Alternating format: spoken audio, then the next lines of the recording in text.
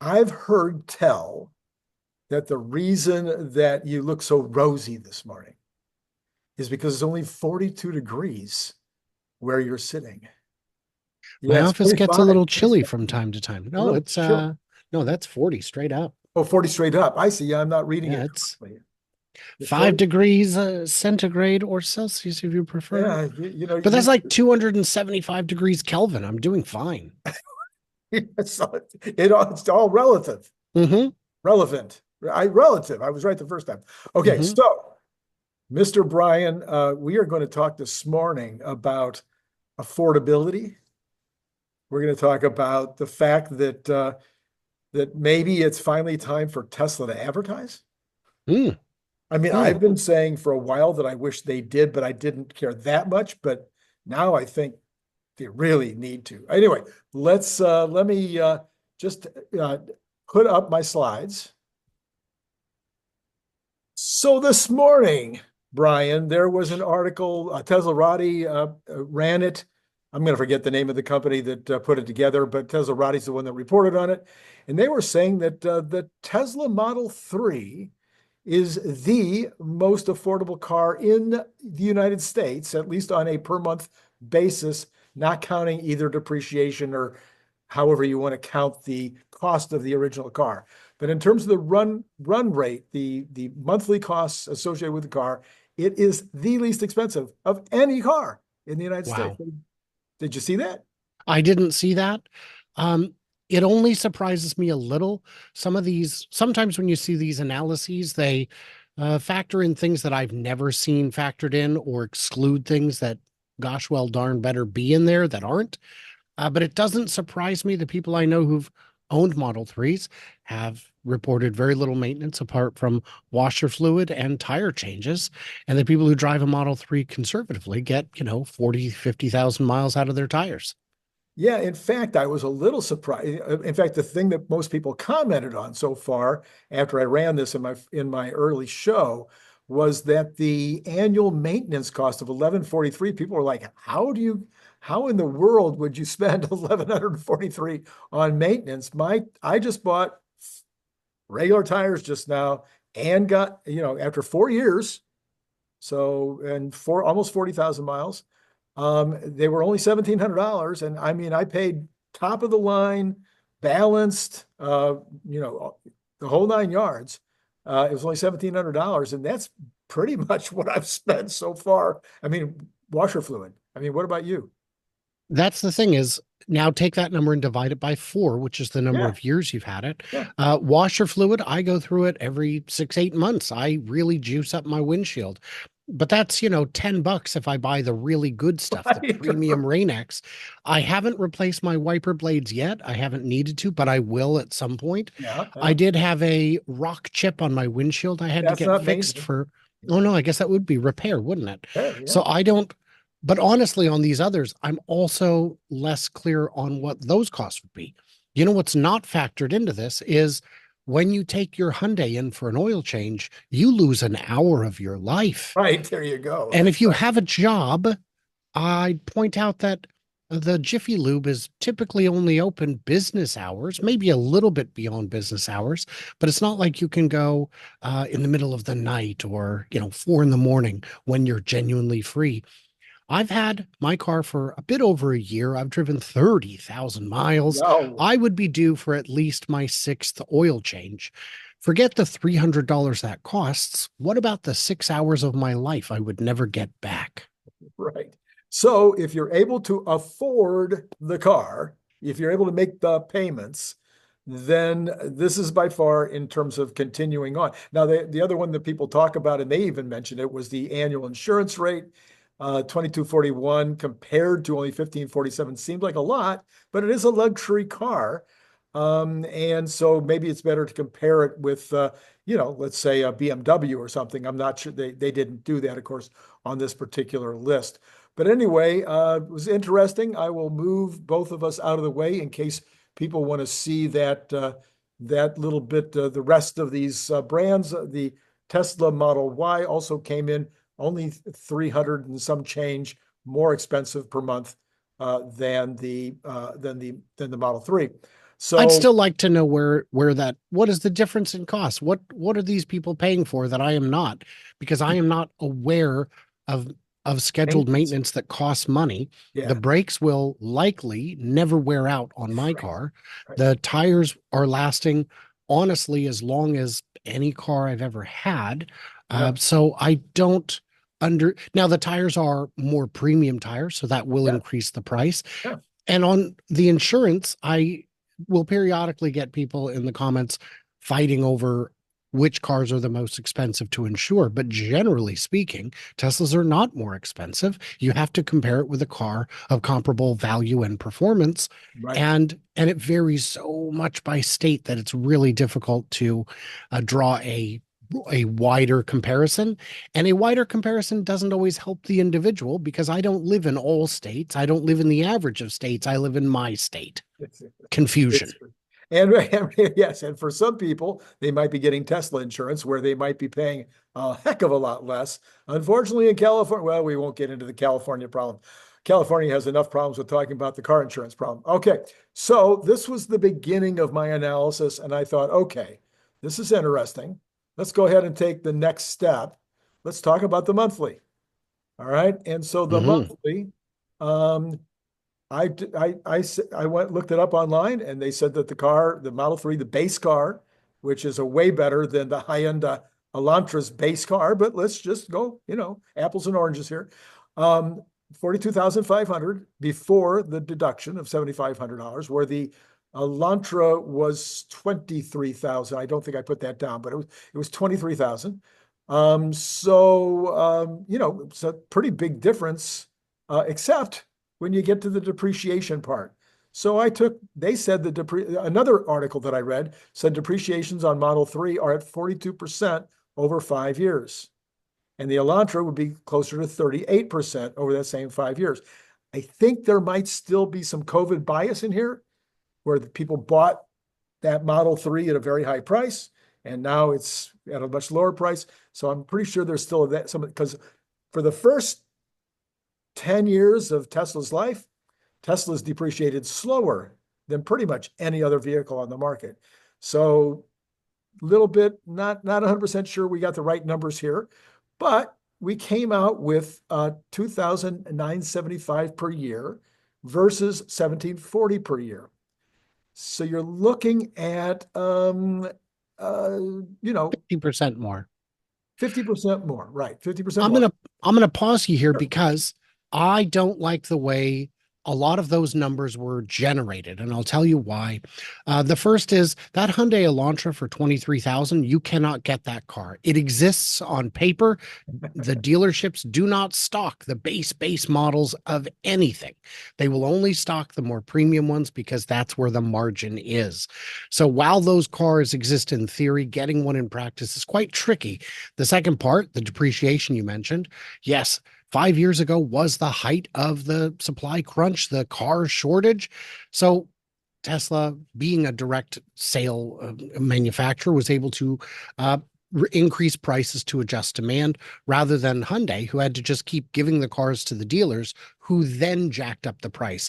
If you bought that $23,000 Elantra 5 years ago, you did not pay $23,000. You might have paid 26 or 28, and that markup, that a dealer adjustment, was simply gone the second you drove off the lot. And you may have been able to sell that car for more than 23,000 Right. 6 months later, but it doesn't show up in these numbers.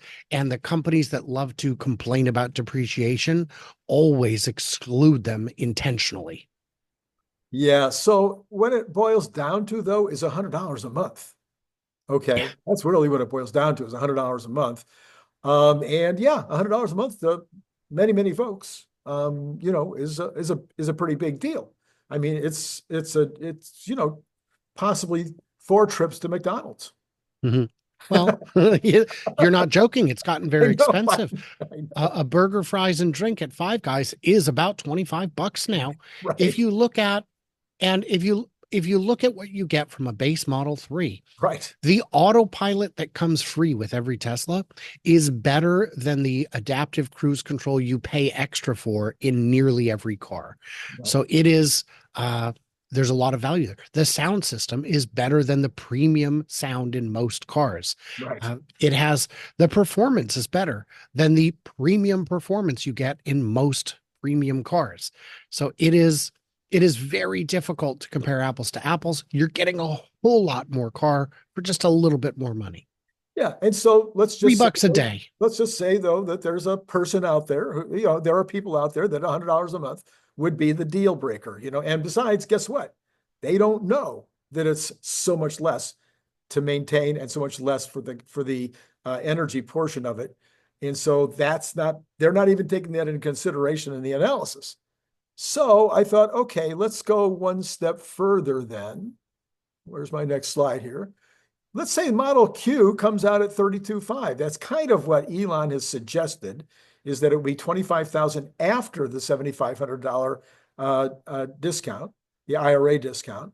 And then if you have the same depreciation, even if you had the same depreciation, now we're talking about only a $50 a month difference between the two vehicles. Over what time frame? Because once you put the years. 7,500 on that, it's 25,000. That's only 2,000 over 5 years. That's nothing, man. Yeah. 5 years, 60 months. So yeah, that's nothing. And of course, the payment will, probably also be about, $50 higher. Now that's without the $7,500 discount.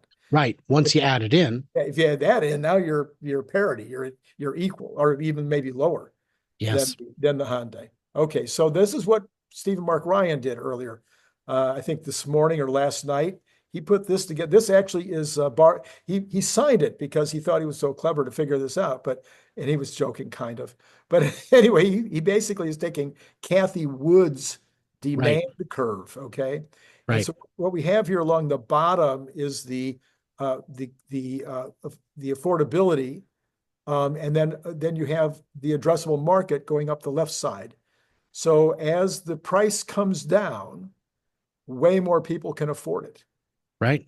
And so you see a major difference here between the Model 3 as it exists today, okay, which is where he's got the first circle, and where the Model Q, or whatever the heck they're going to call it, is going to be, which is where the red arrow is going to.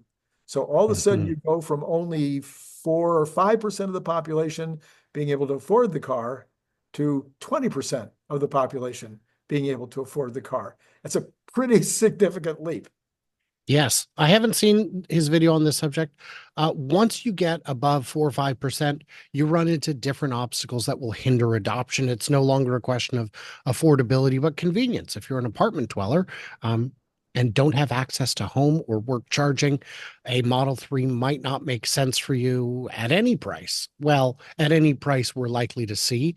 And if a more affordable one comes out, if it still has the issue where you're stuck paying an amount that ends up being more than gasoline costs in your state, then public chargers are not the bargain they used to be. When they first came out, they were practically giving away the juice. And for a lot of drivers, they were. It was genuinely totally free. If I have to go charge publicly and I'm paying more than I would for gas, a lot of the convenience is gone and some of the savings begins to erode. But let's look at the 50% plus. I don't know the current percentage, but a whole lot of people have access to charging either at home or at work. So even if you cut that number in half, say it's jumps to 10%, that's more than doubling the addressable market with a very small reduction in cost. Yeah. So I think what we're going to see is, a pretty dramatic increase in the addressable market.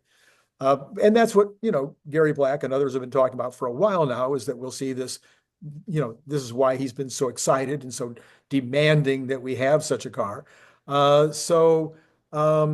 What happens when the car comes out? So then this becomes, the other question. If it comes out, let's say in June or May or something like that, initially there's only going to be so many. So is it really going to be 32.5, or will they skim the cream again? And maybe in the early days, it'll be 37. It'll only come with X trim, whatever. Yes, I think in the early days they will cream, and it'll only be a launch edition kind of vehicle. Uh, why not? The beauty is Tesla's figured out how to increase that initial excitement surge without driving customers insane. We will charge you more, but we will give you more. If you don't want more weight, if these were the features you were going to buy anyway, it's a better deal. You're actually saving money. You're getting all the things you wanted for less dollars. Um, and then it's not going to hit the depreciation the same way where they're just charging more. Although depreciation on purchase of FSD is eye-watering, even Tesla won't pay you much. They won't pay you the tax on what you paid to get it. I don't know if there is tax on that. I don't think there is, but you get the idea. What they give you back on FSD is nothing. It's nothing. It's embarrassing. Yeah, I think that they would absolutely do that. I think they'd be crazy not to, especially if the demand is going to be high, which even if it was not an exciting or compelling car, there are people who would buy it just because it's new, just because it's different. But it is going to be compelling. It will, at worst, it will take the lessons learned from the 3 and Y refreshes and make a new car that's basically one of those, but a little different based on that. Right there, it's a better car than most cars on the market, and certainly most EVs on the market. So then my question for you, because this is where we always rely on you to help us out. Oh My no. my understanding is that this is going to be made in all three regions. I Hmm. don't know if it'll be made in all four factories, but at least in all three regions. I'm not worried about Austin, not worried about what do you call it, Berlin. They have plenty of room. But where in the world are they going to make these in Shanghai, which would seemingly be the biggest market for them of any market? What we've heard so far is that these would be built on the same lines that are currently building 3s and Ys. We don't know if it's 3s or Ys or 3s and Ys. So yes, in Texas, they've got excess capacity. In Berlin, they've got excess capacity. It would make sense that they would build them in the three markets where they have factories because this car has appeal. It is a market segment ripe for disruption. So where would they build it in Shanghai? That's the trick, is because that factory is already at capacity. The only way, boy, I can see them doing it because you don't get free capacity. So this is and I hate to say this, Randy, a good question. Oh yeah. Oh, Oh my gosh. No, so I think the only way they would do it is if they could squeeze more dollars out of the form factor than they could out of a Model Y. But with a lower price, it's tough to say. If you're already getting 20% on a $40,000 car, you'd need to get 30% plus on a $30,000 car. You'd need to get an extra third on that. So it's going to be tricky. Going to be be tricky. tricky. I bet they have it figured out, They do. They do. But but I Shanghai is can't. always running at capacity. I had a gentleman this morning on Reddit say, well, if the China market is already at capacity, then how are they going to increase sales 20% this year? And I said, it's not every factory in every market, it's the total. The growth comes from the factory. And we're expecting a bump in production out of Giga Shanghai because this is an easier car to build than the older Model Y. So, Yeah, I saw some numbers yesterday. Don't know if they're true or not, but where they were saying, of course, that Shanghai does intend to add about 60,000 cars this year. That's their goal compared to last year. But 60,000 cars could just be the increase on the Junipers, which you and I will be spending more time talking about on Tuesday. But yeah, the other thought I had was, we still haven't figured out what those other buildings were far over in the mega factory area. hmm. So, and of course, we've got to have room to make the unboxed cabs as well. So there's a lot of questions about where the factory capacity is going to come for these new vehicles. One or two questions indeed. Maybe that could be questions that would be asked at the meeting on the 29th, or I maybe hope so. people will, yeah, if they think of it. Well, okay, then that's what I have so far today. Is there anything you'd like to add, subtract, modify, change your view? One last chance before, the people attack you in the comments. Oh, for sure. I love that part. What I would say is just to remember, because your channel is more of a financial analysis channel than mine. Um, Not only will this increase the number of units that Model Y is likely to sell, it will likely improve the margin on the vehicles they sell, which means over the short term, better margin, and over the long term, more room for price reduction while maintaining margin. Well, that's interesting that you say that because I've heard from at least one or two people and saw a headline this morning on X where people were thinking that the Model Q, we'll call it that, would potentially cannibalize some of the Model 3 or Model Y sales. And you think in fact Model Y sales will go up. Oh, yes. Well, we don't know what the car is yet. Right. If it's something significantly different, then I would assume it's not going to be just a Model Y that's cheaper, because if it was, then yes, it would cannibalize the higher price sales. But if it's something, say, with only two doors, that's a different car. That's a different car in a different segment. I wouldn't buy one because that doesn't fit my needs. And it wouldn't matter because if it can be made on the 3 and Y lines, as long as the margin's still there, it's clear they wouldn't make it unless it was something that's even cheaper and easier to make. So you could increase volume, make up for the difference that way. Okay, and for my part, from the marketing side, I would say there's a very good chance that that Model Y is not impacted for a couple of reasons. One is not enough volume to to to uh, to be important enough to grab Model Y sales. In other words, if you only have